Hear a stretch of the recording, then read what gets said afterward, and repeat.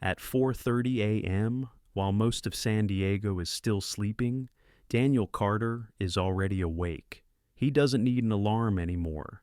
After 28 years as a zookeeper at the San Diego Zoo, his body knows the rhythm.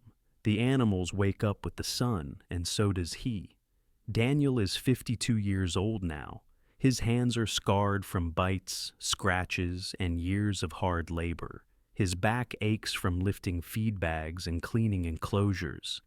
He makes $42,000 a year, barely enough to support his small apartment and aging pickup truck. But when he walks through those zoo gates each morning, none of that matters. Because Daniel Carter isn't just a zookeeper.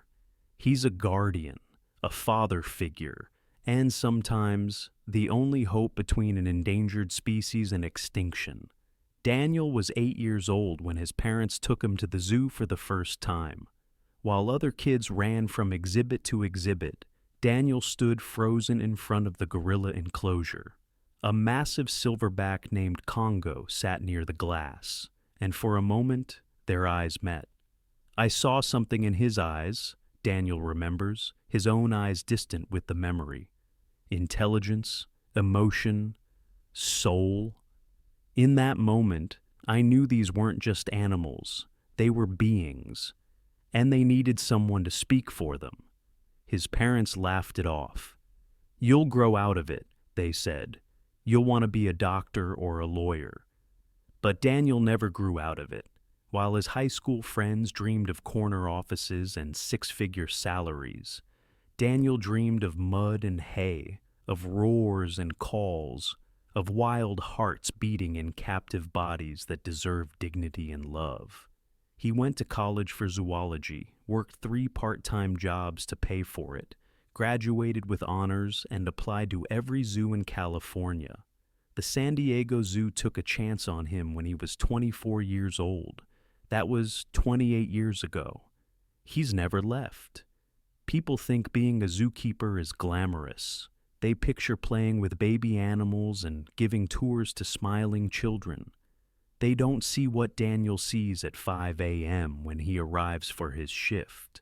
They don't see him shoveling 200 pounds of elephant manure before most people have had their morning coffee.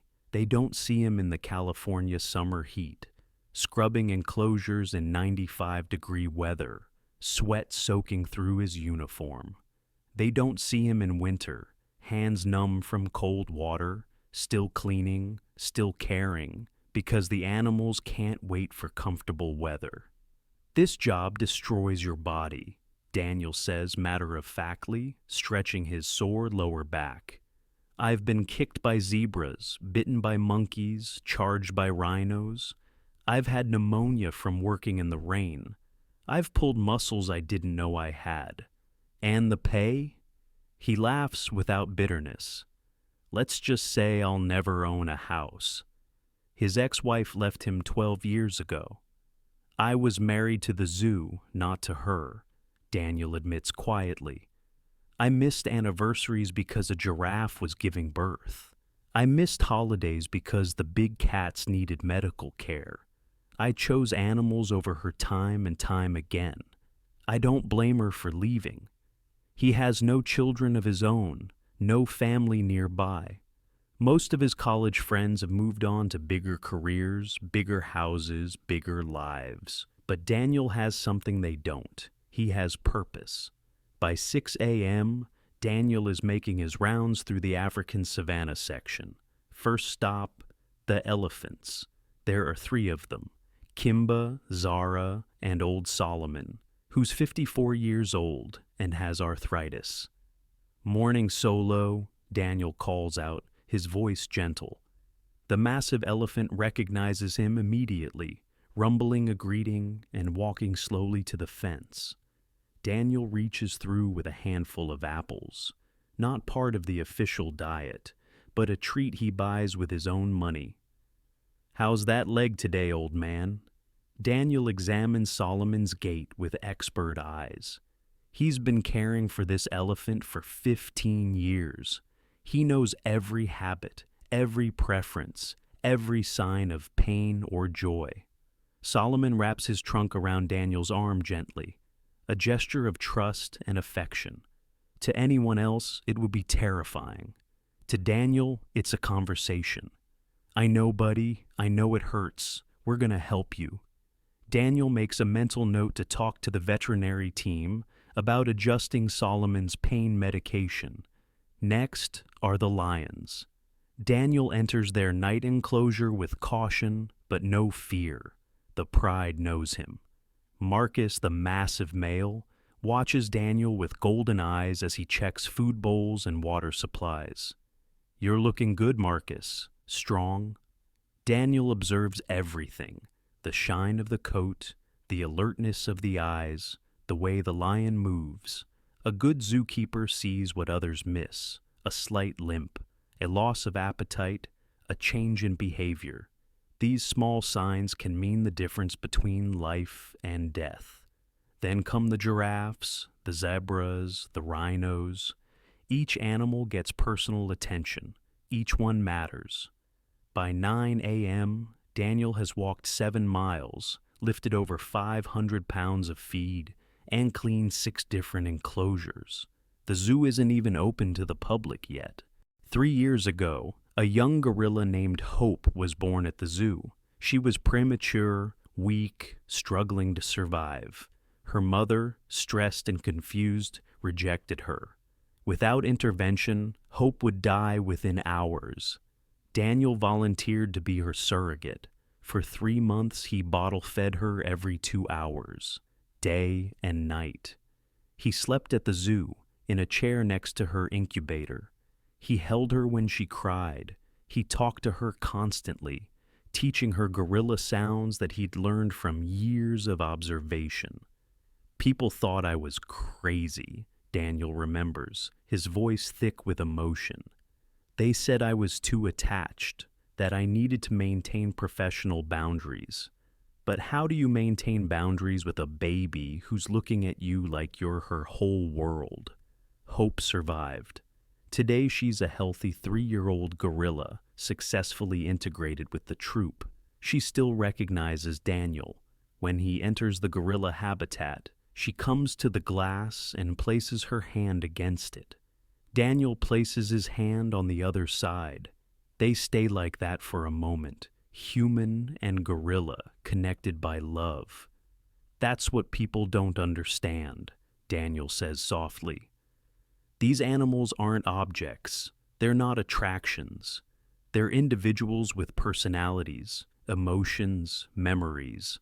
They love, they grieve, they remember kindness and cruelty. When you spend every day with them, they become your family. Not every story has a happy ending. Daniel has held dying animals in his arms more times than he can count. He's watched species disappear from the wild. He's seen the devastating effects of poaching, habitat destruction, and human greed. 2 years ago, an elderly chimpanzee named Charlie, one Daniel had cared for since Charlie was a baby, developed untreatable cancer. Daniel sat with him every day during those final weeks. He held Charlie's hand, fed him his favorite foods, talked to him about the old days. When Charlie died, Daniel didn't go home for 3 days. He couldn't. The grief was overwhelming. His supervisor found him sitting alone in the staff break room at 2 a.m., crying. "You get too attached, Daniel," his supervisor said gently. "You have to protect yourself." But Daniel shook his head. "If I stop caring this much, I become useless to them. My pain is the price I pay for loving them. And they deserve to be loved." He's never forgotten the animals he's lost. He keeps a photo album at home, hundreds of pictures spanning 28 years. Every animal who passed away under his care has their picture in that album. He looks through it sometimes, remembering each one, honoring their memory. People say they're just animals, but to me, they were friends, companions, souls I was privileged to know. Daniel doesn't just care for animals, he fights for their survival. He's part of breeding programs for endangered species, California condors, black rhinos, Sumatran tigers. These programs are often the last hope for species on the brink of extinction. We're not just a zoo, Daniel explains passionately. We're an ark. In the wild, these animals are being wiped out. Poachers kill rhinos for their horns. Tigers lose their habitat to deforestation. Elephants are murdered for ivory. Zoos like ours might be the only reason these species survive at all. He works with international conservation organizations. He's traveled to Africa twice, paying his own way, to help with wildlife projects. He's educated thousands of children about conservation, speaking at schools on his days off, unpaid, because he believes the next generation is the key to saving wildlife. Every child I reach might be the future scientist who solves climate change, or the politician who protects habitats, or just a person who cares enough to make different choices. That's worth more than any paycheck. Last year, during the California wildfires, the zoo was threatened by approaching flames. Evacuation plans were activated. Staff worked around the clock to prepare animals for potential transport. Daniel didn't go home for 5 days. He slept in his truck in the parking lot. He was there at dawn, coordinating enclosure preparations. He was there at midnight, calming terrified animals who could smell smoke in the air. When the fire got within 2 miles of the zoo, Daniel refused to leave. "I'm not abandoning them," he told his supervisor. "If this zoo burns, I burn with it." Thankfully, firefighters contained the blaze. The zoo was spared, but Daniel's dedication didn't go unnoticed. A visitor who had been volunteering during the crisis was a documentary filmmaker. She'd watched Daniel work for days without rest, seen him comfort frightened animals, witnessed his absolute refusal to give up. She made a short documentary about him. It went viral. Millions of people saw Daniel's story, the underpaid, overworked zookeeper who would literally die for his animals. Donations poured into the zoo. News outlets interviewed him. He became briefly famous. People called him a hero. Daniel hated the attention. "I'm not a hero," he insisted. "I'm just doing my job. Every zookeeper I know would do the same thing. We don't do this for recognition. We do it because someone has to." Daniel lives in a small one-bedroom apartment 15 minutes from the zoo.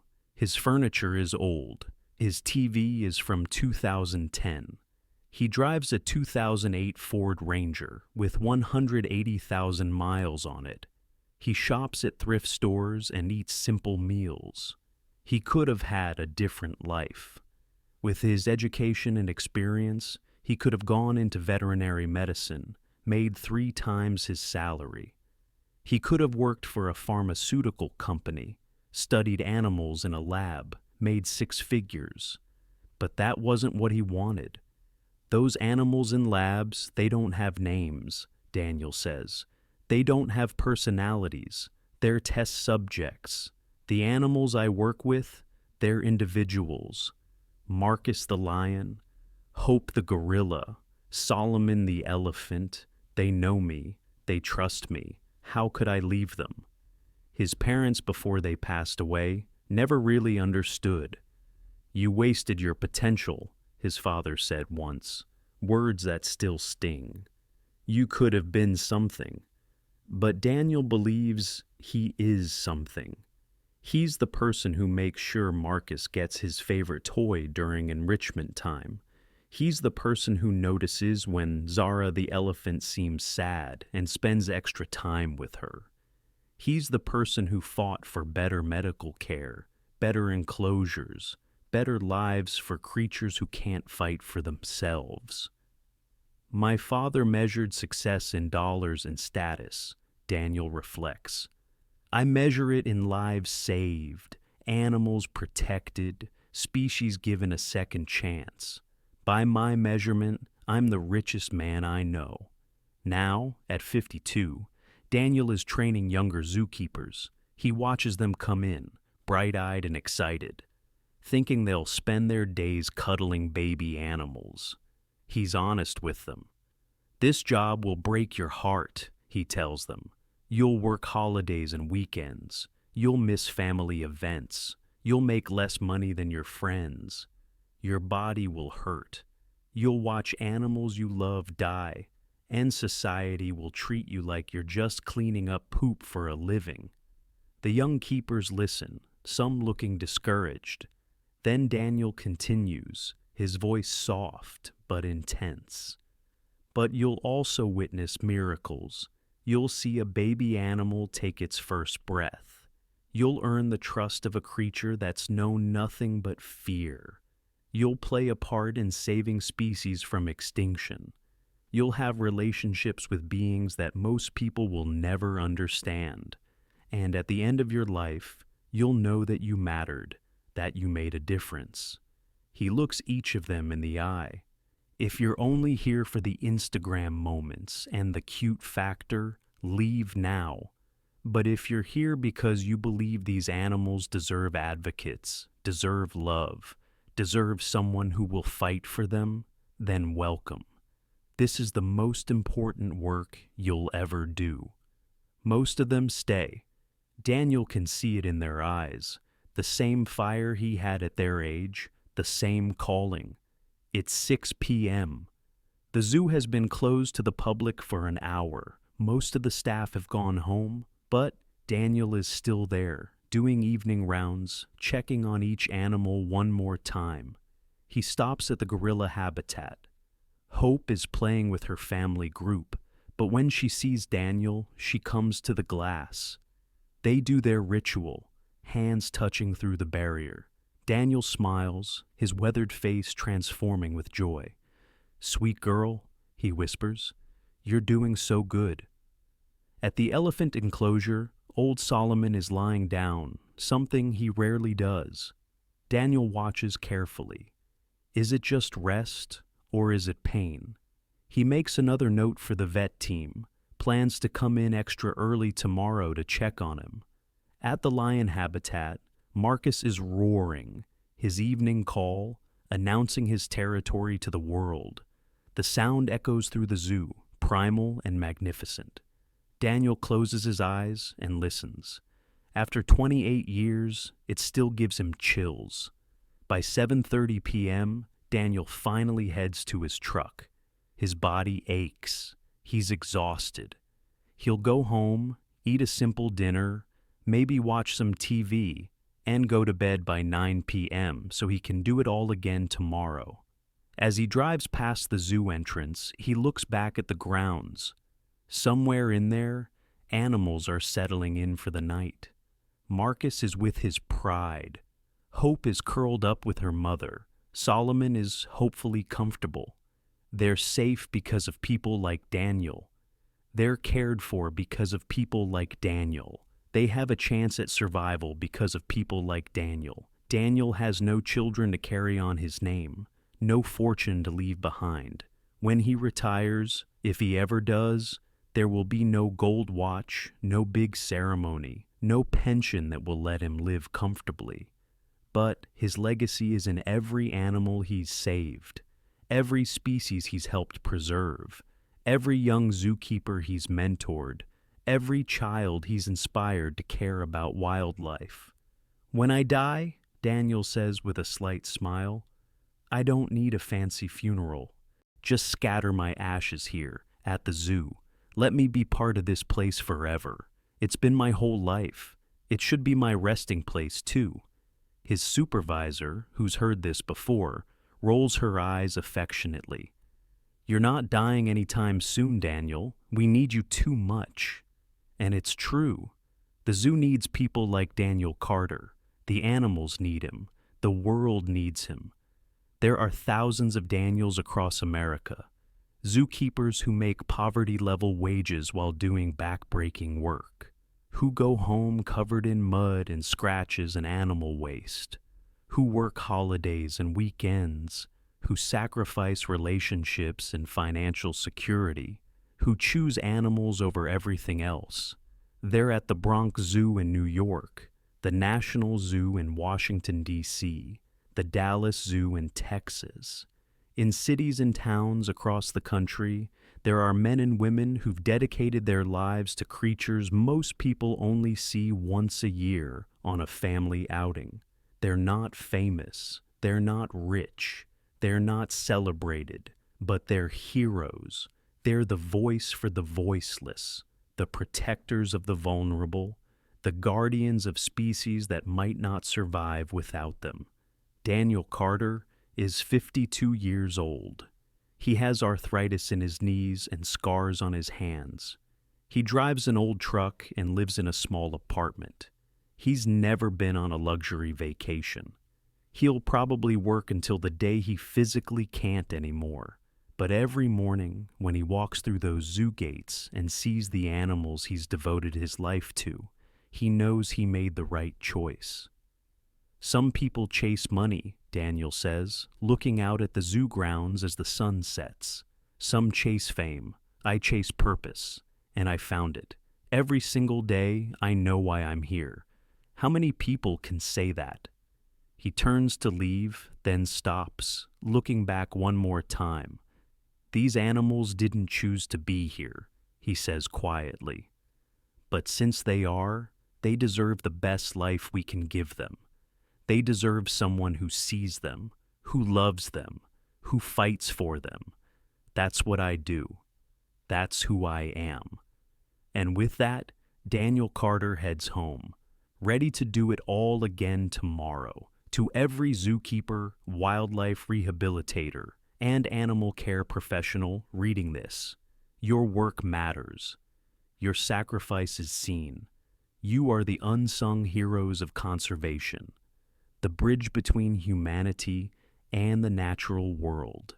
Thank you for choosing purpose over profit, for choosing love over comfort, for choosing to be the voice for those who cannot speak. This story is dedicated to every person who has ever put an animal's needs before their own. You are making the world better, one creature at a time.